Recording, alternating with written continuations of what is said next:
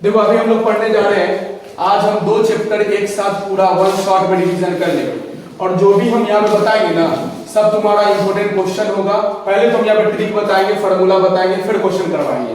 तो अभी हम लोग आज रिवीजन करेंगे heat and mode of heat transfer. 2 topic है थर्मोडायनेमिक्स में, एक्चुअली 4-5 टॉपिक है, तो हम एक टॉपिक हीट का अभी रिवीजन करेंगे और मोड ऑफ हीट ट्रांसफर का रिवीजन करेंगे। 2 टॉपिक का रिवीजन कर लेते हैं और आज से जो भी रिलेटेड क्वेश्चंस है वो बना लेंगे। तो सबसे पहले हम लोग पढ़ने जा रहे हैं हीट का रिवीजन करते हैं। देखो हीट क्या होता है, तो हीट जो है ना टेम्परेचर क्या, व्हाट इज टेम्परेचर, कोई पूछ देगा टेम्परेचर क्या होता है, तो टेम्परेचर बोलना, टेम्परेचर में be defined as degree of hotness, जो तुम्हारे बॉडी के टेम्परेचर को, बॉडी के हॉटनेस को बताए और जो कोल्डनेस को बताए उसी को हम लोग क्या बोलते हैं, टेम्परेचर। तो degree of hotness and coldness of the body is called temperature. समझ में आ गया। तो हीट में सबसे इंपॉर्टेंट एक भी चीज नहीं छोड़ेंगे, तुम्हारा जो भी क्वेश्चन बनने वाला टॉपिक होगा हम सब यहाँ पे लिख देंगे। तो तुम ये क्या करो, पहले स्क्रीनशॉट खींच के नोट कर लेना, फिर समझना तो ज्यादा अच्छा होगा, या फिर समझ के लिख लेना। तो चलो हम लोग बात करते हैं डिफरेंट स्केल आता है। कितने तरह का स्केल आता है, डिफरेंट स्केल आता है। तो पहला स्केल का नाम है सेंटीग्रेड स्केल, दूसरा स्केल का नाम है फ़ारेनहाइट स्केल, तीसरा स्केल का नाम है केल्विन स्केल। तुम चौथा स्केल भी बना सकते हो, न्यू स्केल। न्यू स्केल अपने नाम पे बना लेना तुम, ठीक है। तो न्यू स्केल कैसे बनाएंगे वो भी सिखाएंगे। तो चलो हम लोग सीखते हैं। सबसे पहला इंपॉर्टेंट चीज कि टेम्परेचर स्केल जो होता है, डिफरेंट स्केल कैसे मेजर करता है डिग्री ऑफ हॉटनेस को, कोल्डनेस को। तो देखिए सबसे पहला केल्विन का टेम्परेचर होता है K - 273/100। तुमको ये डायरेक्ट याद करना पड़ेगा, K - 273/100 होता है kelvin scale reading.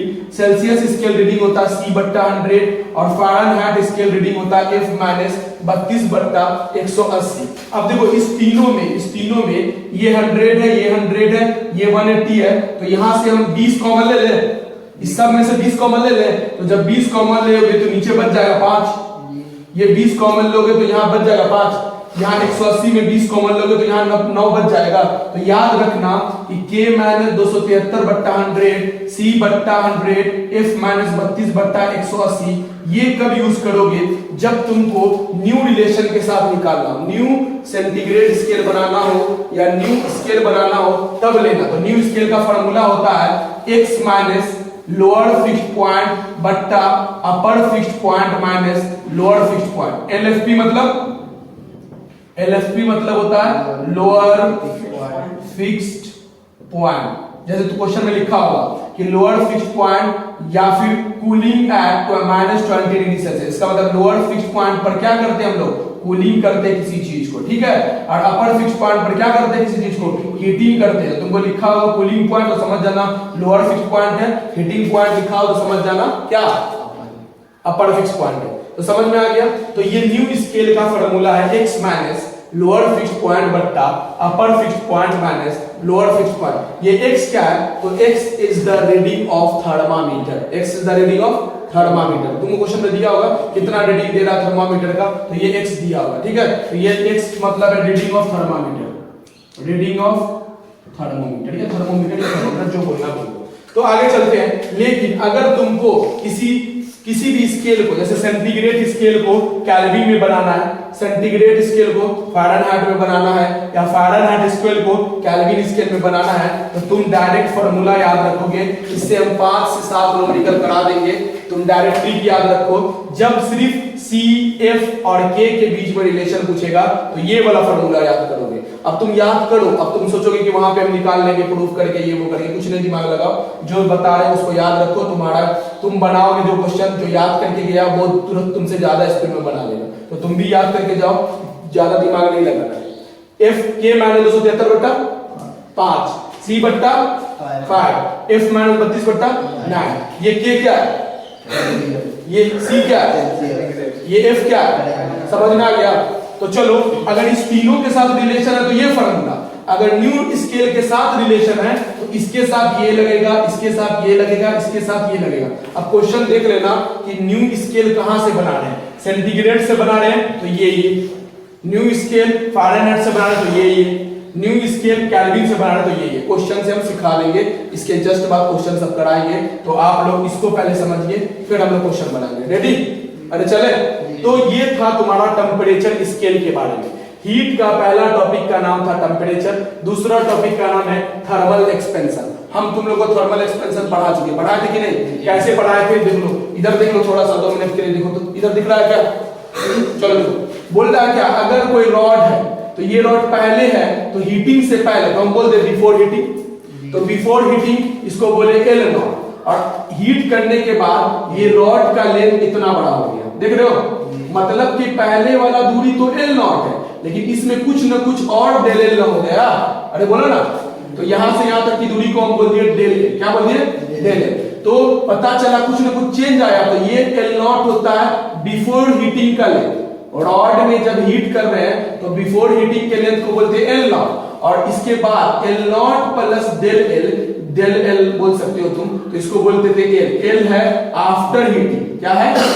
After heating, after heating.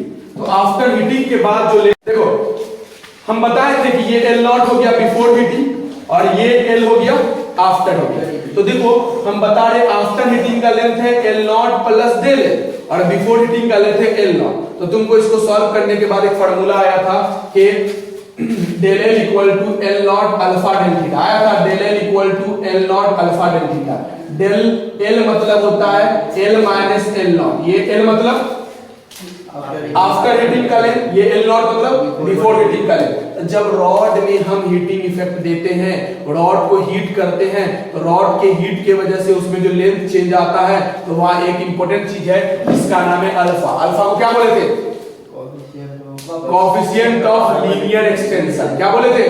अगर किसी रॉड में चेंजिंग हो रहा है तो वहां आएगा अल्फा, किसी एरिया में चेंजिंग होगा तो वहां आएगा बीटा, किसी वॉल्यूम में चेंजिंग होगा तो वहां आएगा गामा। तो 3 चीज है, linear expansion, volume expansion, area expansion, या फिर linear expansion, area expansion, volume expansion. तो 3 चीज है, सबसे पहला होता है linear expansion, area expansion, volume expansion. तो ये अल्फा हो गया कोएफिशिएंट ऑफ लीनियर एक्सपेंशन, ये बीटा हो गया कोएफिशिएंट ऑफ एरिया एक्सपेंशन, ये गामा हो गया coefficient of volume expansion. Question में अल्फा बीटा गामा गिवन होगा तो ठीक, नहीं गिवन होगा तो निकालेंगे, ठीक है? और इसका एक ट्रिक भी बताएंगे, इससे क्वेश्चन पूछा है तुम्हारे एम्स में, कैसे सॉल्व किया था हम बता देंगे, बहुत इजी तरीका है। तो सबसे पहले एक इंपॉर्टेंट चीज हमको बताओ, ये डेल एल हो गया change in length, change in length की जगह क्या लिखोगे?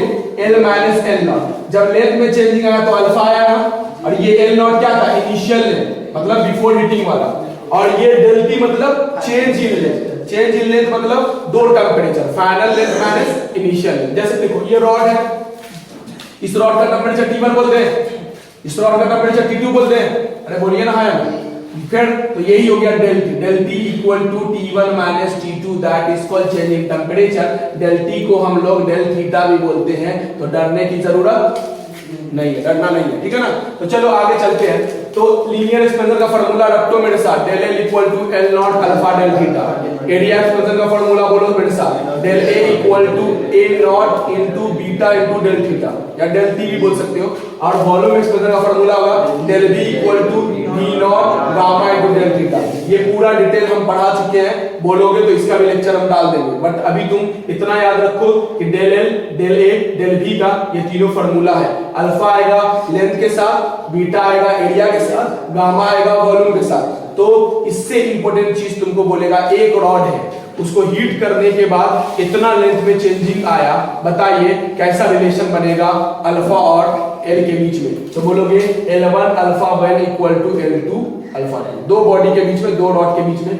ऐसा ही एरिया के बीच में, अगर एरिया है तो कुछ ना कुछ एरिया होगा, स्क्वायर वगैरह होगा, वॉल्यूम है तो क्यूब वगैरह होगा, तो वॉल्यूम में ऐसा काम करेंगे, ठीक है ना?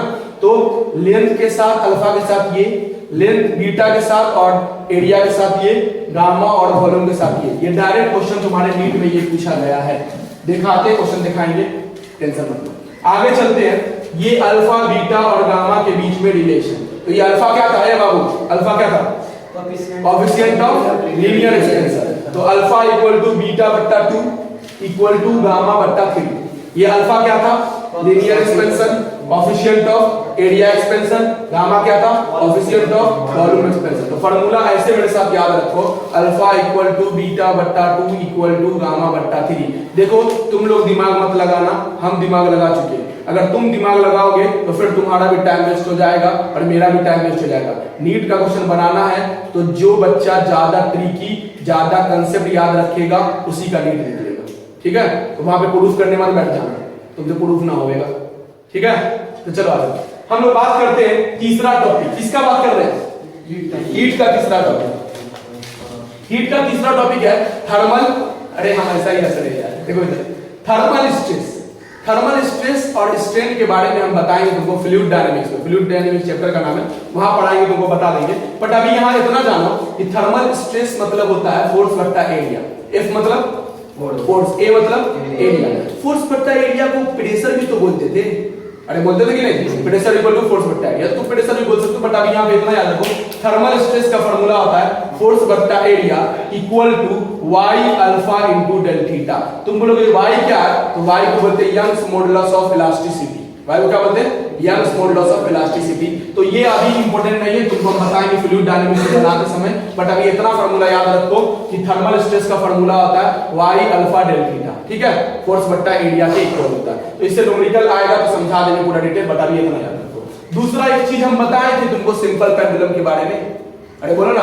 तो देखो सिंपल पेंडुलम ऐसा होता है क्या, ये एक सरफेस होता है, यहां से एक स्ट्रिंग लटकता रहता है या कोई रॉड लगता रहता है, इस लटकता रहता है, इसके नीचे एक बॉब लगा होता है। बॉब के मास को क्या बोलते हैं?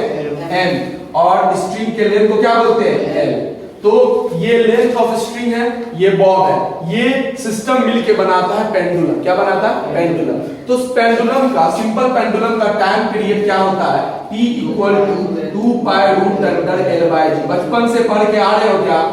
बचपन से पढ़ते आ रहे हो। तो ये देखो, ये T क्या है? T इज द टाइम, और time period not time, time period equal to 2 pi root under L is the length of string, G is the acceleration due to gravity. तो क्या टाइम पीरियड लेंथ पे depend कर रहा है? हाँ, चले चलो देखो, T equal to 2 pi root under L by G, time period जो है लेंथ पर डिपेंड करता है। तो तुम बोलोगे time period is the directly proportional to root under length. सही है क्या? डायरेक्टली प्रोपोर्शनल समझते हो? डायरेक्टली मतलब अगर टाइम पीरियड बढ़ाएंगे तो लेंथ भी बढ़ेगा, लेंथ को घटाएंगे तो टाइम पीरियड भी घट जाएगा। तो शुरू करें एक इंपॉर्टेंट चीज, इसमें तुमको पूछेगा gain and loss of time period. Time period के अंदर, सिंपल पेंडुलम के अंदर टाइम पीरियड के अंदर गेन भी हो जाता है और टाइम पीरियड के अंदर लॉस भी हो जाता है। तो कब गेन होता है, कब लॉस होता है? सुनो, एक रेडीमेड फार्मूला बनाया गया है, del T by T equal to half alpha del theta. क्या बोला गया? Half alpha del theta. ये थीटा क्या है? Change in temperature. ये थीटा क्या है? Change in temperature. Theta 1 minus theta 2 बोलो या T1 माइनस T2 बोलो, चेंज इन टेम्परेचर इसको दिखाते हैं, डेल टी से भी दिखाते हैं, डेल थीटा से भी दिखाते हैं। तो एक फार्मूला आता है del T by T equal to half alpha del theta. ये अल्फा क्या है? वही कोएफिशिएंट ऑफ लीनियर एक्सपेंशन। तो सुनोगे, ये फार्मूला से पता चलता है गेन हो रहा है कि लॉस हो रहा है। ये टी को बोलते हैं टाइम, क्या बोलते हैं? टाइम। और ये डेल टी को बोलते हैं चेंज इन टाइम पीरियड। क्या बोलते हैं? Change in time period. तो ये हो गया टाइम पीरियड चेंज और ये हो गया टाइम। तो सुनो काम का चीज, हम जानते हैं कि time is the directly proportional to root under length. Time period simple pendulum का directly proportional root under length नहीं होता। टाइम बढ़ाओगे तो लेंथ भी बढ़ेगा, टाइम घटाओगे तो लेंथ भी घटेगा। तो सुनो काम का चीज, तुमसे पूछेगा क्वेश्चन, थ्योरिकल पूछेगा, नहीं तो न्यूमेरिकल पूछेगा। तो न्यूमेरिकल हम सिखा देंगे अभी 2 मिनट में। थ्योरिकल क्या पूछेगा? पूछेगा पेंडुलम क्लॉक जो है ये स्लो हो जाता है। स्लो कब हो जाता है? तो गर्मी के समय में। समर मतलब गर्मी के समय में टाइम पीरियड ऑफ पेंडुलम क्या हो जाता है? स्लो हो जाता है। क्यों हो जाता है स्लो? सुनो क्या होता है, स्लो होने का वजह ये है, टाइम पीरियड स्लो हो जाता है क्योंकि उसके लेंथ में क्या हो जाता है? लेंथ उसका कम हो जाता है। देखो टाइम पीरियड जब जैसे ज्यादा टेम्परेचर करोगे, इसका मतलब टेम्परेचर क्या हो, टेम्परेचर को ज्यादा किए, टेम्परेचर ज्यादा करने पर उसका लेंथ क्या होगा? बढ़ गया। जैसे टाइम पीरियड का लेंथ बढ़ा, जैसे सिंपल पेंडुलम का लेंथ बढ़ा, जैसे लेंथ बढ़ाओगे तो टाइम पीरियड भी क्या होगा? अरे बोलो ना, टाइम पीरियड भी बढ़ जाएगा। तो लेंथ को बढ़ने से टाइम पीरियड भी बढ़ गया। टाइम पीरियड बढ़ गया इसका मतलब टाइम क्या होगा? स्लो हो गया। टाइम पीरियड बढ़ना मतलब टाइम क्या होगा? स्लो हो गया। समझ गए ना? जैसे सिंपल पेंडुलम स्लो हो जाता है कब? गर्मी के समय में। गर्मी के समय, अभी गर्मी नहीं ना, ठंडा है ना, तो अभी ठंडा के समय में टेम्परेचर क्या है? कम है। तो टेम्परेचर कम होगा तो टाइम पीरियड क्या होगा? फास्ट होगा। तो विंटर में टाइम पीरियड क्या होता है, फास्ट होता है, और समर में टाइम पीरियड क्या होता है, स्लो होता है। समझ में आ गया? अरे बोलो ना यार, क्यों ऐसा होता है? टेम्परेचर को ज्यादा और कम होने की वजह से। टेम्परेचर गर्मी में क्या होता है, ज्यादा, तो टेम्परेचर ज्यादा होगा तो उस सिंपल पेंडुलम के लेंथ में क्या आ गया, इंक्रीजमेंट आ जाएगा। तो लेंथ का इंक्रीजमेंट होगा तो टाइम पीरियड का भी इंक्रीजमेंट हो जाएगा। इसका मतलब जो सिंपल पेंडुलम है वो स्लो हो जाएगा, ठीक है। और ठंडा में फास्ट हो जाता है। इतना बात पता है ना? अरे समझ में आया सबको? चले आगे, चलो इतना बात हो गया तो रट लेना कि पेंडुलम क्लॉक बिकम स्लो होता है समर में and will loss time, time क्या हो जाता है, कम हो जाता है, ठीक है। टाइम पीरियड भी स्लो हो जाता है। और तुम इसका दूसरा लैंग्वेज खुद बना लो, फास्ट हो जाता है विंटर में क्योंकि क्या हो जाएगा, टाइम पीरियड फास्ट हो जाएगा, लेंथ ऑफ द पेंडुलम ये हो जाएगा। चले आगे, अरे इतना समझ में आया? तो दूसरा हम तुमको बताने जा रहे हैं, ये था तुम्हारा हीट का। अब हीट में एक और टॉपिक है जिसका नाम है कैलोरीमेट्री। क्या नाम है? कैलोरीमेट्री। तो कैलोरीमेट्री हम लास्ट में पढ़ा। तो देखो अभी हम लोग पढ़ेंगे, इस लेक्चर में पढ़ेंगे सबसे पहले हीट के बारे में, दूसरा पढ़ेंगे मोड्स ऑफ हीट ट्रांसफर के बारे में, तीसरा पढ़ेंगे हम लोग थर्मोडायनेमिक्स। क्या पढ़ेंगे? थर्मोडायनेमिक्स लॉ पढ़ेंगे, चौथा पढ़ेंगे केटीजी। केटीजी का फुल फॉर्म है काइनेटिक थ्योरी ऑफ गैस, और पांचवा हम लोग पढ़ेंगे कैलोरीमेट्री। कैलोरीमेट्री हम पढ़ाएंगे ना, तो ये पांचों टॉपिक से नीट में 4 से 3 क्वेश्चन आएगा। कितना क्वेश्चन आएगा? 4 से 3 क्वेश्चन आएगा ये पांचों टॉपिक से। तो इसको कहा जाता है इजी टॉपिक और वेटेज वाला टॉपिक। इजी भी है और ज्यादा से ज्यादा क्वेश्चन तुम्हारे नीट में पूछेगा, और जेईई में भी 2 से 3 पूछता ही है, ऐसा नहीं है। 4 चैप्टर है भाई तो 2 से 3 तो पूछेगा ही। तो 4 टॉपिक है, तो हम लोग ये पढ़ चुके हैं, ये पढ़ चुके हैं, तो इसी दोनों का रिवीजन करवा रहे हैं। आज का क्लास इसी दोनों का रिवीजन पे होगा, ठीक है। चले तो आप हम लोग इसको रिवीजन करते हैं। Mode of heat, time period में कैलोरीमेट्री बाकी वो छोड़ेंगे, बाद में बात करेंगे हीट में। मोड ऑफ हम लोग हीट ट्रांसफर रिवीजन कर लेते हैं। ये रिवीजन करने के बाद न्यूमेरिकल सब करोगे तुम लोग, हम लगा देंगे वीडियो के बाद क्वेश्चन सब, वो सब सॉल्व करना। उसके बाद अगला सेशन हम क्वेश्चन सॉल्व करवाएंगे ये दोनों का, और अगले दिन नया टॉपिक शुरू होगा जिसका नाम है, उस चैप्टर का नाम है थर्मोडायनेमिक्स लॉ। तो इसको और इसको जरूर पढ़ना। थर्मोडायनेमिक्स से एक क्वेश्चन हमेशा आता है, केटीजी से हमेशा एक क्वेश्चन आता है, तो ठीक है। तो चलो हम लोग दूसरा टॉपिक पढ़ने जा रहे हैं, क्या? तो मोड ऑफ हीट ट्रांसफर। देखो तुम लोग क्या करना, एक पेज लेना, और हम जहां से पढ़ा रहे हैं शुरू से, अभी पहला जो बोर्ड पढ़ा है उसके बाद जो दूसरा है, एक ही पेज में सोचोगे कि जो चीज हम लिखे सब हट जाए। अब छोटा छोटा एकदम मत लिख लेना, थोड़ा बड़ा लिखना कि अच्छा भी लगे, और उसको है ना हाइलाइटर वगैरह से हाईलाइट कर लेना, और जहां पे तुम पढ़ते हो स्टडी टेबल के पास वहां पे चिपका लेना, ठीक है। तुमको इस पेज से अभी और 2-3 चीज बताएंगे। 2 पेज का बनेगा नोट, तुम्हारा 1 पेज, मेरा 2 पेज, तो 2 पेज में तुम्हारा सब 2 चैप्टर तुम्हारा खत्म हो जाएगा थर्मो का, और इससे तुम्हारा 2 क्वेश्चन फिक्स है, ठीक है। तो चलो हम लोग सीखें। तो सबसे पहले आ जाते हैं, इधर देखो ये लड़के लोग इधर आते हैं। अब हम लोग पढ़ने जा रहे हैं मोड ऑफ हीट ट्रांसफर, दूसरा टॉपिक है। ये देखो मोड ऑफ हीट ट्रांसफर हम नहीं बोले थे, हीट को ट्रांसफर करने का मोड प्रोसेस क्या क्या है, क्या क्या तरीका है। तो 3 तरीका है। पहला तरीका का नाम है कंडक्शन, ये पढ़ा चुके हैं, लेक्चर नंबर 1 में होगा। अब देखो क्वालिटी थोड़ा धीरे धीरे ठीक हो जाएगा, पूरा अच्छा हो जाएगा, क्वालिटी धीरे धीरे ठीक होता है, तो कोई दिक्कत वाली बात नहीं है। तुम अगर बोलो तो पहले स्क्रीनशॉट खींच लो, कितना पे 720 पे ले जाके वीडियो को 720 पे ले जाके स्क्रीनशॉट खींच लो, फिर जो हम पढ़ाएंगे तब समझ में आ जाएगा पूरा, ठीक है। तो उसके बाद नोट कर लेना अपना। तुम हम तो बोल भी रहे हैं ना, सुनो बोल भी रहे हैं। तो देखो सबसे पहले हम बात कर रहे हैं कंडक्शन के बारे में। इसके बारे में बात कर रहे हैं कंडक्शन। कंडक्शन एक ऐसा प्रोसेस है जिससे हीट का ट्रांसफर करवाया जाता है। कहां करवाया जाता है? तो सॉलिड में, मेटल में, सॉलिड सब्सटेंस में। तो बोल रहा है क्या, हीट ट्रांसफर होता है किसके वजह से? तो heat transfer due to temperature के डिफरेंस की वजह से। कंडक्शन में हीट किसकी वजह से ट्रांसफर होता है? टेंपरेचर के डिफरेंस की वजह से, ठीक है। ये पूरा डिटेल हम पढ़ा चुके थे, तो अगर पूरा डिटेल लिख देंगे तो शॉर्ट नोट्स क्या आएगा?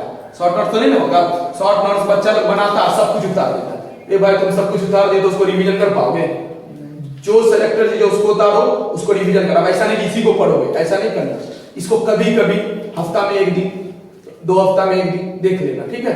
तो तुम्हारा इससे न्यूमेरिकल पावर अच्छा रहेगा। तुम जितना फार्मूला सही समय पर सही फार्मूला याद आ जाए तो फिर कोई बात ही नहीं, ठीक है। तो नीचे निकल गया। तो चलो बात कर रहे हैं heat transfer due to temperature difference. किसके वजह से? टेंपरेचर डिफरेंस के वजह से हीट का ट्रांसफर होता है। कहां? कंडक्शन में। और कहाँ होता है? तो हीट का ट्रांसफर सॉलिड में होता है और मरकरी में होता है। दूसरा प्रोसेस का नाम था कन्वेक्शन। क्या नाम था? कन्वेक्शन। कन्वेक्शन दूध नहीं उबालते थे, तो इसी की वजह से होता है। तो बोला हीट ट्रांसफर होता है डेंसिटी डिफरेंस की वजह से। कन्वेक्शन में हीट का ट्रांसफर किसकी वजह से होता है? डेंसिटी के डिफरेंस की वजह से। कहां होता है? लिक्विड एंड गैस में। दूसरा इंपॉर्टेंट चीज रेडिएशन। रेडिएशन जो है हीट का ट्रांसफर करवाता है, लेकिन विदाउट कोई मीडियम का जरूरत इसको नहीं पड़ता। विदाउट एनी मीडियम हीट का ट्रांसफर करवा देता है। तो हम लोग काम का बात करते हैं इस modern mode of heat transfer. सबसे पहला हम लोग पढ़ रहे हैं थर्मल कंडक्शन। क्या पढ़ रहे हैं? Thermal conduction. हम थर्मल कंडक्शन पढ़े थे, हाँ पढ़ाए थे। इसी में आया था law of conduction. Law of conduction मान लेते हैं एक रॉड है, इस रॉड का लेंथ L है। अब इस रॉड को इधर से देखा गया तो इस एरिया को बोलते हैं क्रॉस सेक्शन एरिया, और क्रॉस सेक्शन एरिया का फार्मूला होता है पाई आर स्क्वायर। देखो तो क्या ये क्रॉस सेक्शन एरिया सर्किल नहीं लग रहा है? अरे बोलो ना, तो सर्किल का एरिया होता है पाई आर स्क्वायर। आर मतलब रेडियस, सही है ना? तो क्रॉस सेक्शन एरिया किसी को बोलते हैं। तो बोला इसके अंदर हीट गया, तो हीट गया Q बोल दिए और Q बाय T बोल दिए, तो बोलोगे रेट ऑफ हीट फ्लो हो रहा है। क्या हो रहा है? Rate of heat flow. तो रेट ऑफ हीट फ्लो इस रॉड के अंदर गया, यहाँ पे का टेंपरेचर T1 था, यहाँ पे का टेंपरेचर T2 था। तुमको T1 नहीं बोलना है तो तुम TH बोलो, T2 नहीं बोलना है तो तुम TC बोलो, ठीक है? और लेंथ क्या था? L था। तो हुआ क्या? लॉ ऑफ कंडक्शन पढ़ा चुके हैं, दोबारा नहीं बोलेंगे, बस इतना याद रखो कि लॉ ऑफ कंडक्शन क्या था? Q बट्टा T equal to minus K into del theta बट्टा L। ये डेल थीटा की जगह तुम डेल T भी लिख सकते हो, कोई दिक्कत जरूरत नहीं है, कोई परेशानी होने का। और डेल T की जगह लिख सकते हो T हाई माइनस लोअर, या फिर हॉटनेस माइनस कोल्डनेस, सही है ना? अरे बोलिए ना। तो ये फार्मूला पर क्या है? L इज द लेंथ, पर क्या है ना? तो देखो काम का चीज ये रखना है। हम तुमको बोले थे ये माइनस साइन बताता है कि हीट का ट्रांसफर होता है कहां से? हाई टेंपरेचर से लो टेंपरेचर की तरफ, इसलिए ये माइनस साइन बताते हैं। ये माइनस साइन रिप्रेजेंट करता है कि हीट का ट्रांसफर हो रहा है हाई टेंपरेचर से लो टेंपरेचर की तरफ। तो पहला फार्मूला सबसे इंपॉर्टेंट फार्मूला रख लेना भाई। Q बट्टा T equal to minus K into del theta बट्टा L, या फिर डेल थीटा बट्टा L, ठीक है ना? तो बोलो डेल थीटा टेंपरेचर का। तो देखो तो इसको बोलते rate of heat flow. R से दिखा दें तो R के डायरेक्टली प्रोपोर्शनल K ना। अरे K मतलब थर्मल कंडक्टिविटी, K मतलब थर्मल कंडक्टिविटी। तो थर्मल कंडक्टिविटी का ऐसा यूनिट रख लो, थर्मल कंडक्टिविटी का डायमेंशन फार्मूला रख लो। वैसे तुमको डायमेंशन फार्मूला निकालने आता होगा, हम सिखाए थे। नहीं आता है तो कोई बात नहीं, सीख लोगे कभी ना कभी डायमेंशन फार्मूला। अभी सीख लेना नीट से पहले, तो डायमेंशन फार्मूला रख लो। आगे चलिए, दूसरा इंपॉर्टेंट चीज हम लोग चलते हैं। हम बात किए थे थर्मल रेडिएशन में, हम लोग थर्मल रेडिएशन में बात किए थे कि दो चीज पढ़े थे, एक करंट पढ़े थे और एक रेजिस्टेंस पढ़े थे। तो इन थर्मल रेडिएशन या थर्मल फिजिक्स में करंट का फार्मूला होता है डेल T बट्टा R। ये डेल T क्या है? Change in temperature. R मतलब रेजिस्टेंस, और R इक्वल टू रेजिस्टेंस का फार्मूला होता है L बट्टा K। L मतलब लेंथ, K मतलब A मतलब समझ में आ गया? तो दो फार्मूला बोले थे, I का फार्मूला रख दो और R का फार्मूला रख दो। I थर्मल डेल T बट्टा R और रेजिस्टेंस L बट्टा। चले तो देखो तुमको हम बोल दे रहे हैं डेल T क्या है? Change in temperature. ये डेल R क्या है? रेजिस्टेंस। ये A क्या है? Area, cross section area pi R square होता है। अगर रॉड बोलेगा तब, और कुछ बोलेगा तो और कुछ होगा। दूसरा चीज L मतलब लेंथ, K मतलब थर्मल कंडक्टिविटी। इसके साथ तुमको रिलेशन याद रखना पड़ेगा कि L के साथ R के साथ K का इनवर्सली प्रोपोर्शनल है। R मतलब रेजिस्टेंस, रेजिस्टेंस के साथ K का इनवर्सली प्रोपोर्शनल, रेजिस्टेंस के साथ A का इनवर्सली प्रोपोर्शनल। क्या हम लिख सकते हैं resistance is the directly proportional to pi R square इस एरिया की जगह? तो रेजिस्टेंस और रेडियस का कैसा रिलेशन? तो resistance is the inversely proportional to R का स्क्वायर। रख लोगे, इससे तुम निकल गए। तो डायरेक्टली इनवर्सली तुम्हारा काम है निकालना कैसे निकलता है। तो चलो काम का चीज और सीखते हैं हम लोग। सबसे पहले इक्विवेलेंट ऑफ कंडक्टिविटी। क्या लिखा गया सबको?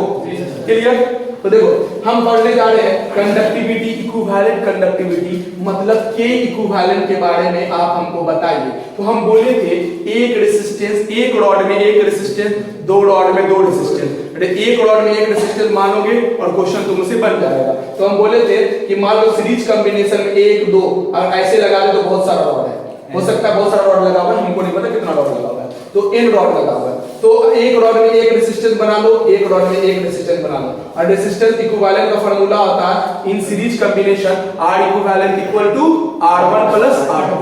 और तुमको पता है कि R के जगह पर, इधर देखो ये लड़के लोग, R के जगह पर L बाई K लिख सकते हैं। जब L बाई K सॉल्व करोगे तो K इक्विवेलेंट का एक फार्मूला बन के आता है, डायरेक्ट रटो, कोई डेरिवेशन तुमसे पूछने नहीं जा रहा है। K इक्विवेलेंट का फार्मूला होता है समेशन ऑफ L बट्टा summation of L by K। इसको नहीं लगाना है, टेंशन मत लो, ठीक है। लगाना किसको, रख लिख लो भाई, कहीं क्वेश्चन पूछ दे तो मुंह आके नहीं ना आना, ऑप्शन रहे और क्वेश्चन में बन जाए तो बनाना। कभी कभी रियल केस में पूछ सकता है, लेकिन ज्यादातर नहीं पूछा गया है। चले आगे, पूछा इससे गया और बताइए तुमको, तो बोला एक फार्मूला और आया, जब हमको नहीं पता है तो हम मान लेते n number of rod arrange in series combination. अभी सीरीज पढ़ रहे हैं ना, तो जब बहुत सारा रॉड सीरीज में अरेंज हो तो फार्मूला होगा n by k equivalent equal to 1 बट्टा k1 प्लस 1 बट्टा k2 प्लस 1 बट्टा k3 प्लस 1 बट्टा 4 प्लस, जितना ले जाओ ले सकते हो। तो मान लेते हैं कि n का वैल्यू 2 है, मान ले, तो यहाँ पे 2 डालोगे तो 2 इक्वल टू 1 बट्टा k इक्विवेलेंट इक्वल टू 1 बट्टा k1 प्लस 1 by k2, यही होगा क्या? जब इससे k इक्विवेलेंट निकालोगे तो फार्मूला बन के आएगा 2 1 k2 बट्टा k1 प्लस k2। सही बोले क्या? इसको सॉल्व करोगे तो ये आ जाएगा। तो तुम मेरे साथ डायरेक्ट रटो, तुम्हारे नीट में हमेशा n का वैल्यू 2 ही लेके बनाया गया है, तो डरने की जरूरत नहीं। बहुत इजी क्वेश्चन आता है भाई, डायरेक्ट फार्मूला पूछता है। तो देखो यहाँ पर डायरेक्ट रख लो, अगर n का वैल्यू 2 हुआ तो 2 q का वैल्यू कितना? 2k1 k2 बट्टा k1 प्लस k2, ठीक है। अगर n का वैल्यू हम 3 बोलते तो इस फार्मूला में 3 डालोगे और लिखोगे 3 बट्टा k इक्विवेलेंट 1 बट्टा k1 प्लस 1 बट्टा k2 प्लस 1 बट्टा k3। फिर सॉल्व करोगे तो ये फार्मूला बन के आएगा। देखो ये बच्चे, देखो n इक्वल टू 3 पर फार्मूला बन के आएगा 3k1 k2 k3 बट्टा k1 k2 plus k2 k3 plus k3 k1। समझ में आ गया? वैसे ये क्वेश्चन नहीं पूछेगा कभी, लेकिन एक क्वेश्चन एलएन का मॉड्यूल में दिया हुआ है, आप उसको बनाने का कोशिश करिएगा। 3 रॉड पे है और इसी फार्मूला पे डालिएगा, आपका आंसर आ जाएगा, ठीक है। तो चलो अभी सीरीज ही पढ़ रहे, सीरीज खत्म नहीं हुआ। चलो अभी सीरीज खत्म नहीं हुआ, तो सीरीज के लिए हम एक और चीज बता देते। बताओ तो हमको बताओ, जब रेसिस्टेंस लगा होता था कहां?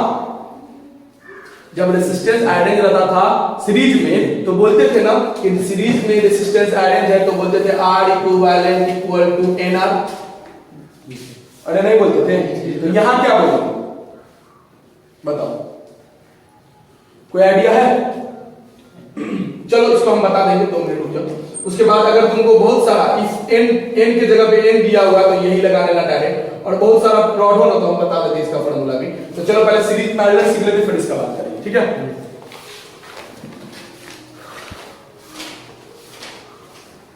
चलें इससे मिले, इससे तुम लोग मिलो, मेरा दोस्त है, दिखाई दे रहा है क्या तुम लोग को? नहीं, चला जहां जाते हैं वहां आ जाते हैं, जहां जाते हैं वहां मिलता है, समझ में नहीं आता। हेलो बोल दो, हेलो हेलो, जा तू अपने जगह पे जाओ, ठीक है। जल्दी से तुम लोग लाइक करो और शेयर करो। जब ई लाइक करता शेयर करता तुम लोग क्या नहीं कर रहे भाई, कर देना इतना काम। चलो आ जाओ, बहुत मेहनत से बढ़ाना पड़ता है यार, YouTube पे जानते हो ना बहुत स्ट्रगल है। चलो आगे चलते हैं हम लोग पैरेलल कॉम्बिनेशन पढ़ने जा रहे हैं। क्या पढ़ने जा रहे हैं? रॉड का पैरेलल कॉम्बिनेशन पढ़ने जा रहे हैं। तो पैरेलल में क्या होता है, मान लो एक रॉड है, 2 रॉड है, 3 रॉड है, तीनों रॉड किसमें अरेंज है? पैरेलल। इसको पैरेलल बोलेंगे। तो हम बोले ना एक रॉड में कितना रेजिस्टेंस? एक रेजिस्टेंस, तो बता दो। दूसरे रॉड में दूसरा रेजिस्टेंस, तीसरा रॉड तीसरा। तो रेजिस्टेंस अगर पैरेलल में होगा तो तुम बचपन में पढ़े होगे, अगर देखो सोलो वीडियो लग रहा है तो तुम 1.5x पे करके देख सकते हो, ठीक है ना, कोई दिक्कत वाली बात नहीं। तो बोल रहा क्या कि अगर सीरीज पैरेलल कॉम्बिनेशन में रेजिस्टेंस था तो वहां पढ़े थे 1 by R equivalent equal to 1 by R1 plus 1 by R2 plus 1 by R3, जितना होगा उतना। आगे चलो, तो इसको मॉडिफाई करके लाया गया है K इक्विवेलेंट। जब इसमें डालोगे, इसके जगह पे R1 की जगह पे डालोगे L by K डालोगे ना, तो सॉल्व करके लाया गया है। तो सॉल्व आया है जब एरिया तीनों रॉड का अलग अलग है तब, तो K1 A1 plus K2 A2 plus K3 A3 बट्टा A1 plus A2 plus A3, जितना दूर रॉड होगा उतना। तो ऐसे फार्मूला बना ले डायरेक्ट। ये समेशन मतलब हम बोले थे, समेशन मतलब सम सेम नहीं, सम मतलब इसका सम, किसका, k और a का, तो k1 plus k2 a2 plus k3 a3 plus k4 a4 by total sum of a1 plus a2 plus a3। अब जितना रॉड लगाओ, 2 रॉड लगा हुआ है तो k1 a1 plus k2 a2 बट्टा a1 प्लस a2, ऐसे कर सकते हो ना। इसको सॉल्व करो। जब एरिया अलग अलग होता, सीरीज कॉम्बिनेशन में रॉड का एरिया अलग अलग हो, क्वेश्चन में बोल देगा। एक क्वेश्चन है एम्स का, बोला क्या, एक बड़ा सा रॉड है, उसके अंदर एक छोटू सा रॉड है, तो पहले बड़ा एरिया निकाल लो, फिर छोटू सा एरिया का निकाल लो, बड़ा सा एरिया को छोटा सा एरिया को घटा दो, कैसे करके सॉल्व होगा। इसका क्वेश्चन भी करा देंगे तुमको, टेंशन मत लो, ये एम्स में पूछा हुआ क्वेश्चन है। तो यहाँ एरिया अलग अलग है ना, तो ये कंडीशन लगेगा। कितना रॉड है, एक रॉड, दो रॉड, दो ही रॉड है भाई, बड़े में छोटा तो दो ही रॉड हुआ ना। तो बात ये है कि अगर एरिया सेम हो गया तो k इक्विवेलेंट का फार्मूला होगा k1 प्लस k2 जितना हो divided by n is the number of rod arrange in, अरे बोलो ना, पैरेलल कॉम्बिनेशन। अगर n का वैल्यू 2 है तो k1 प्लस k2 बाय 2, ये नीट का क्वेश्चन 2019 का, इस बच्चा का क्वेश्चन। दूसरा इंपॉर्टेंट चीज, 3 डॉट होता तो k1 प्लस k2 k3 बटा 3, 4 डॉट होता तो k1 प्लस, देख लेते एरिया सेम है कि नहीं। एरिया सेम होता तभी ये कंडीशन लगेगा, एरिया सेम ना तो बोल लगेगा, ठीक है। और तुमको इसके बाद हम सिखा चुके थे कि मान लीजिए एक रॉड है ये, एक रॉड है ये, एक रॉड है ये, इसका ये सब सीखेंगे अगले क्लास में, ठीक है। कैसे कैसे हम कैलकुलेट करते थे, कैसे सॉल्व करके दिखाए थे, यही पूरा थ्योरी। देखो अगर तुम लोग को ऐसा शॉर्ट नोट्स अच्छा लगा हो, अभी हम नहीं पढ़ाए, अभी और बाकी है। अभी हमको स्टेफेंस लॉ बताना है, स्टेफेंस बोल्ट्जमान लॉ बताना है, सुन रहे हो ना। तो ये सब अभी हम बताएंगे शॉर्टे नोट्स में, तो अगला वीडियो भी इसी पे बनाएंगे, टेंशन ना लो। उसके बाद एक वीडियो हम सिर्फ न्यूमेरिकल सिखाएंगे, और अगला नेक्स्ट वीडियो जब आएगा ना, ये मंडे ट्यूसडे से नया वीडियो आएगा, तो नया वीडियो में हम लोग पढ़ेंगे थर्मोडायनेमिक्स लॉ। क्या पढ़ेंगे, थर्मोडायनेमिक्स लॉ। ये बहुत इंपॉर्टेंट है, यहाँ से एक क्वेश्चन हमेशा आएगा, ठीक है।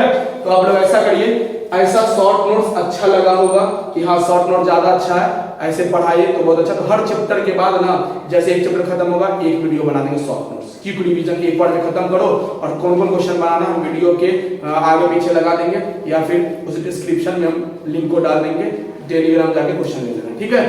अरे बोलिए ना, हाँ ठीक है। चलो हम लोग चलते हैं, तुम लोग क्या करो, शेयर कर दो भाई, बहुत मेहनत लगता है यार, ये तो बोलना पड़ेगा, तो सब्सक्राइब करो, ठीक जाओ।